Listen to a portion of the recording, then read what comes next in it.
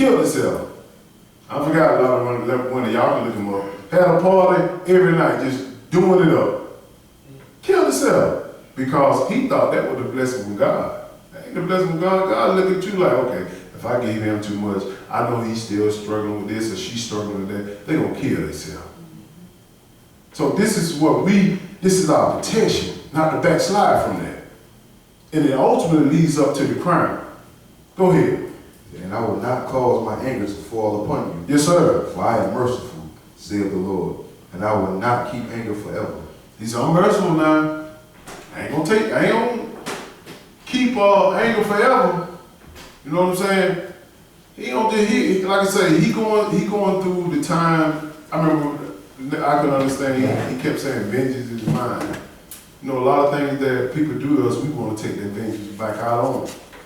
But we have to be patient and let him handle that vengeance. He's the merciful one. He knows how to punish them right, and he knows how to take it off of them, or even on us. But go ahead. 13. Only acknowledge thine iniquity, that thou hast transgressed against the Lord thy God. That's what we got to do. We acknowledge our sin. If you sin, don't be playing around with it. I remember I used to play around with it. Well, I ain't really sin. No, you need to ask God to forgive you. If you don't know it's sin, say, Lord, forgive me. If it was sin, forgive it. Get it off your conscience. Help me. Don't play with it. Go ahead. And hast scattered thy ways to the strangers under every green tree. Yes, sir. And ye have not obeyed my voice, saith the Lord. This is what he did. He scattered us all over the world. Deuteronomy chapter 28. And under every green tree, you got Israel in every nation. There's an Israelite in every nation of 4 corners of the world. That's all he's saying. If you understand our history from Deuteronomy chapter 28, this will make so much sense to you. But if you don't understand the history about us being scattered, it won't make no sense to you. Go ahead. 14.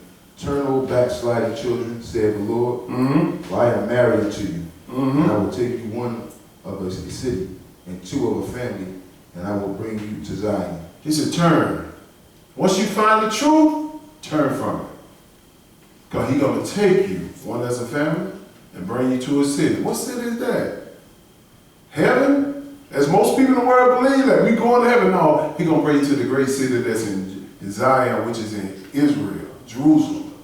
That's the great city that he want to bring us to. Go ahead. And I will give you pastors according to my heart, and which shall feed you with knowledge and understanding. This is what I'm doing today. I'm feeding you with knowledge and understanding. I'm not playing with your emotion, trying to make you feel good. I'm trying to give you strictly the book as best way I can. You have a lot of people out here who can speak better than me, can get into the word better than me. I'm doing the best I can. And this is what, everybody knows me, I never want to be the one standing here. The background. I always want to play the background. I don't like this. But we didn't have nobody to do it.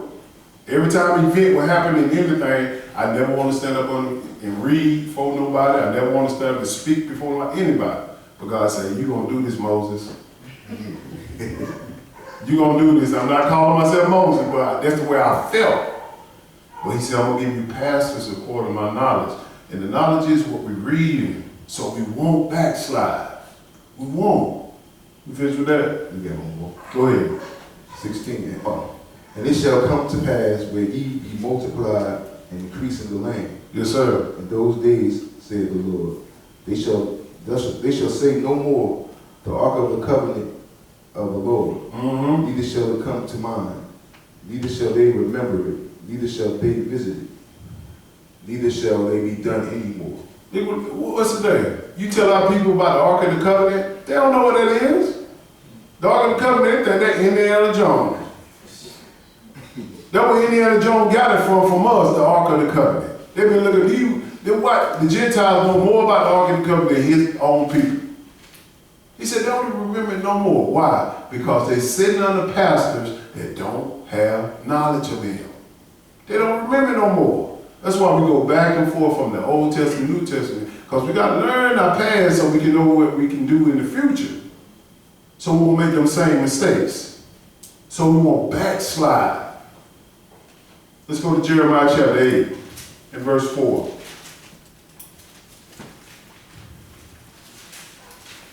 just want to make sure that we don't backslide from this crown now. This crown is more precious than anything in this world. The crown is more precious than the breath that you are breathing now. You died waiting on this crown. Jeremiah chapter 8 and verse 4. Go ahead. Moreover, thou shalt say unto them, thus saith the Lord, shall they fall and not arise? Shall he turn away and not return? Go ahead. Why then is this people of Jerusalem slidden back by a perpetual backsliding? They hold fast deceit. They refuse to return. That's us all in a nutshell. We out there with 4th of July outfits on. Hold fast to it. We go harder than the actual white people who run this land. That's all they worry about is a barbecue. Y'all grilling for the fold? It ain't the fold, it's the fold. You know what I'm saying? This is what we go hard on. Israel, we're going to make stuff, we're going to go hard so hard because we want to eat and we want to get some presents, we want to get some food. That's it. As long as you got some food there, Israel there. Tell me you're going to feed them. They're going to be there 30 minutes early. And they ain't got to pay nothing. They hold fast to this deceit. Go ahead. 6. I hearkened and heard, but they spake not aright. No man repented him of his wickedness. Yes, sir. Saying, what have I done? Everyone turned to his course as the horse rushes into the battle. You look at Israel, you can tell Israel all day long, the 4th of July, you're supposed to celebrate Christmas and all that, you're not supposed to celebrate. And then the whole to like, whatever, I'm going to still do it, I'm going to hold to my core. I'm still going to have Christmas dinner, Jeff, every December 25th at 3 o'clock at Mama House. We still going to eat. Then they try to flip it and say, well, we know it's pagan. We're not celebrating the pagan God. I said, man, why are you there? Why are you there? We know what we're supposed to be doing at the right time. Let me show you. Go ahead, verse 7. Yea, the stork in the heaven knoweth her appointed time. He said, the stork in heaven know her appointed time. Meaning the stork know where to fly when wintertime comes. Well, listen what God say about his people. Go ahead. And the turtle and the crane and the swallow observe the time of their coming. Even they know when it's time to hibernate for winter. Go ahead. But my people know not the judgments of the Lord. They don't, Israel do not know the judgment of the Lord. They don't even know what day to come to church on.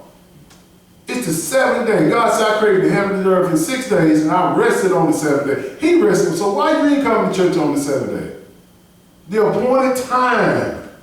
We know the 14th day of the first month evening. What we doing on that day? Passover. We know this, but people do not know this. We know the 15th day, we're doing the Feast of Unleavened Bread. The 21st day, we know we're doing the 7th day of the Feast of Unleavened Bread. We know we count 7 Sabbaths, it's going to be Pentecost. We know this. But most people don't know the appointed time of the Lord. Because why? They have backslidden. Back to it. They understand it, but they ain't going to do it. Well, I ain't going to say they understand it. They listen, but they're not going to do it. They're going to backslide to something comfortable. Well, Mr. Charlie going to give you Christmas off. Mr. Charlie ain't going to give us Passover off. We got to take that off. We got to say, oh, we can't make no money. Can you let me off? Well, I'll let you off, but you ain't going to make no money. I know that for me. I ain't got no workman's comp. But I serve it for a greater purpose than money. I serve God for a greater purpose than money. Go ahead. 8. How do ye say we are wise, and the law of the Lord is with us? Lo, certainly in vain they hear. The pen of the scribes is in vain. See, when God gives us the word of God, the pen of the scribe is in vain, meaning that all this stuff is written for our learning. How can you be wise if you don't know the law? And how can you know the law if you don't go where the pen of God has written it, which is in the book? These words were written by great men, inspired by the angels telling them what to write, which are Hebrews. But people don't like this book. They only pick it up one time a week, either Saturday or Sunday. That's it. You're not going to learn it like that way. I tried. Go ahead. Nah, the wise men are ashamed. They are dismayed and taken. Lo, they have rejected the word of the Lord. And what wisdom is in them? The wise man ashamed. When you come with this word to a preacher who's been preaching 30 years on the Sunday, he ashamed. You know why? Because you're going to rip him. You're going to rip him in pieces. Because you're going to show him, preacher, you're going to hell for eating that pork chop. Preacher, you're going to hell for bringing them people to church every Sunday and neglecting the Sabbath day. Where you see that at? Exodus chapter 20. Well, I'm going to hell for eating pork chop. Isaiah chapter 66. It's abomination. But they don't care about being ashamed, though. They keep doing it every Sunday. Go ahead. Therefore will I give their wives unto others, and their fields to them that shall inherit them. Yes, sir. For everyone from the least even unto the greatest is given to covetousness from the prophet, even unto the priest, everyone diligent. Now, one thing he said, therefore I will give their wives to others, and their fields to them that shall inherit them. That's what they did to Israel. That's our land over there. Right now, that's our land over there. They're giving all that land to them. And this stuff still happening today about their wives giving over. When you're an Israelite and your wife is Israelite, she understand about the law, she ain't going to be so quick to commit no adultery. She going to stay with you. She going to say, man, I got much greater consequences if I commit adultery on you. Or if he commit adultery on you. They know God going to get them if the preacher prepared them right. But these preachers today, they don't even care. They got women in the congregation they sleep with. Do you think they're going to talk about this? That boy Jamal Bryant got about 3-4 different baby mamas in this congregation. He took over Eddie Long Church. This guy right here crazy, and they still love him. Go ahead, brother. For they have healed the hurt of the daughter of my people. Slightly, saying, peace, peace, when there is no peace. This is what these preachers do. They heal the hurt. We know in part, we prophesy in part, brother. We don't know it all. But the part you're supposed to know, preacher, give me the knowledge of it. This is what's going on.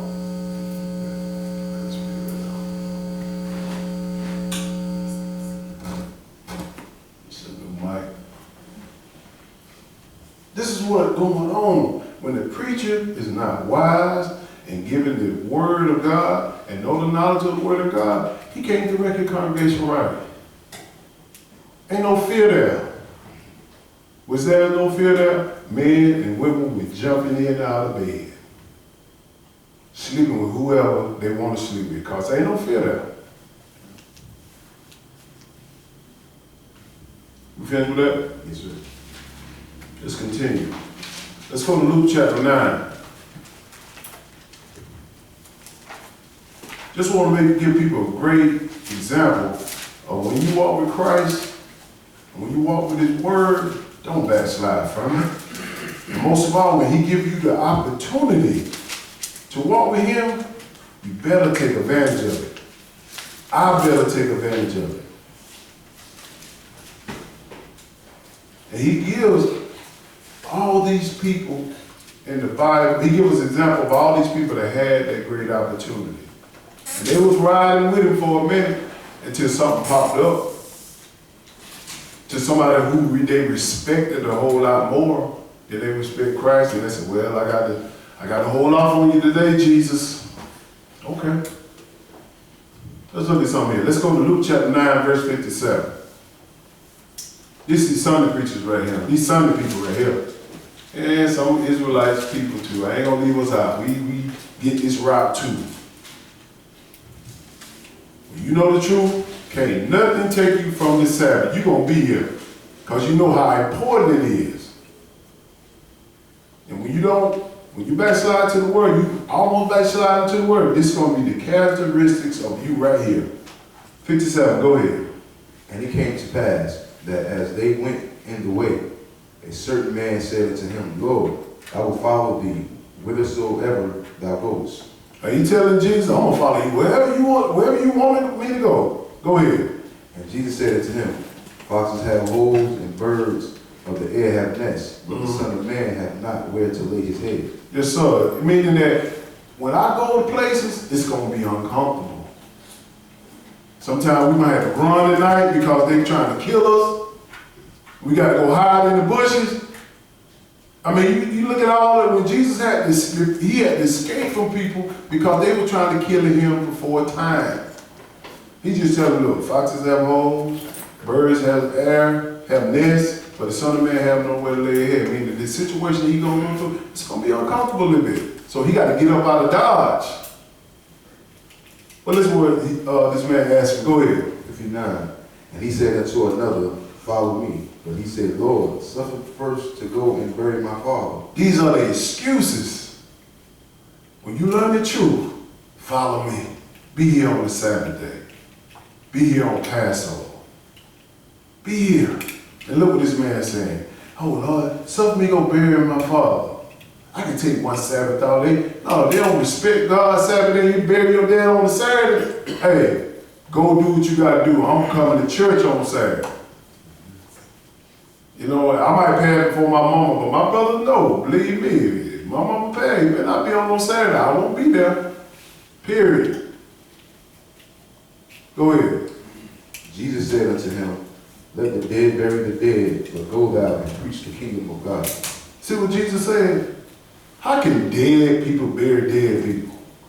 He's not literally talking about both are dead. One is spiritually dead and the other one is physically dead. He said, let them go bury themselves. Let them go do this. I'm not backsliding from this. You follow me. I told you to be here on the Sabbath day. We won't have that funeral on the Sabbath day. Okay, go ahead. I see all that. When that sun go down, I get with you. This is what Christ said. Follow me. Don't care if your mama died. If she dies, she dies on you better bury her during the week, during the other 6 days a week, not on the 7th day. Go ahead. 61. And another also said, Lord, I will follow thee, but let me first go bid them farewell, which are at home in my house. I can hear it now. The man of sin going into the temple of God. Some of our people, well, let me go tell them I'm finna get out of here. Y'all come and get this stuff right here. I'm finna leave. That little time you trying to go tell them something, you need to be running because you might not make it out of here. Let me go bid them farewell. Let me go see my mom and my brothers. Let me go hug and kiss them, all this stuff. No, when you see that man of sin get in that temple, you better be running. Period. I'm just giving you an example of that. These are the people right here who are backsliding. God gave them an opportunity to come with him, to get the crown. But one want to bury a family member, the other want to go and bid farewell. All them characteristics of people who are backsliding or have the potential to backslide. Go ahead. And Jesus said unto him, no man hath put his hand to the plow. Yes, sir. And looking back is fit for the kingdom of God. That's what he said. When you put your hands on, you start working in this word of God, being on the Sabbath day, and you turn back from it, he said, man, you ain't fit for the kingdom. Woman, you ain't fit for the kingdom. You ain't fit. This is what he wants us to understand, how important it is not to backslide, not to lose that ground. You finished with that? Yes, sir. Let's go to Luke, same book, chapter 4. Let's see one place Jesus wanted us to do. Let's see one thing that Jesus wanted us to do in following him. I like to go to this chapter here to show the Sunday Christian that Jesus went to church on the Sabbath. Sabbath still in effect. We cannot backslide from it. It's still here. He said, heaven and earth shall pass away, but my law will not. It won't pass away, y'all. And it won't come back void. Luke chapter 4, verse 14. Go ahead. And Jesus returned in the power of the Spirit into Galilee. Galilee. And there went out a fame of him through all the regions round about. This is the time when Jesus returned back from being tempted by Satan for 40 days and 40 nights. And now he came back to Galilee, and the fame went out with him because he did mighty miracles, mighty works, and all this stuff. But there's one thing that Jesus didn't turn from. Go ahead. And he taught in their synagogues, being glorified of all. He taught in their synagogue, meaning churches. Go ahead. And he came to Nazareth, where he had been brought up. And as his custom was, he went into the synagogues on the Sabbath day and stood up for to read. No, that's Sunday, ain't it? Sabbath day. That's what they tell you. Jesus is the Lord of the Sabbath. Because he was resurrected up on Easter Sunday, so that's the reason why we go to church on Sunday. You a lie, he wasn't resurrected up on Easter Sunday. How can you get 3 whole days and 3 whole nights from Good Friday, which is Friday evening, all the way to Sunday morning, Christ rise up? You can't. Christ died in the middle of the week. In the midst, Wednesday, all the way to Saturday, Christ got up out the grave Saturday before the Sabbath ended. That's 3 whole days and 3 whole nights. So why you there on Sunday? Because Preacher Pope Chop told you to. He don't know the scripture. And that's your protection, that's my protection. That's my crown. But when we tell these people that they got knowledge of it, and I done told many people, and they start coming and they say, well, I understand that, but my wife won't come. Or my kids, I can't get them come. I say, you come, brother. You come, sister. They'll find their way. It might not be for them. But you got to be that light. If you that light for them in the household, hey, you can keep them from backsliding. Go ahead. That was it. Let's go to Hebrews chapter 6. Don't backslide from the crown. I want to make sure y'all understand how important it is to hold on as believers. Hold on to it.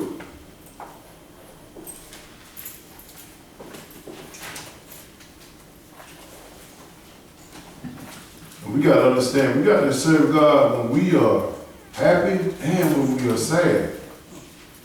I like to see how people respond in adversity. Let me see what you're going to do when somebody die in your family. I'm watching. When a big event come up on the Sabbath day, I'm watching. I said, okay, let me see what they're going to do. They come up and tell me all these excuses. Yeah, I won't be here on the Sabbath day. I said, well, brother, you can't neglect God's Sabbath day for your friends, whatever day. Yeah, okay. Okay, I see what you're saying. Some people do it and some people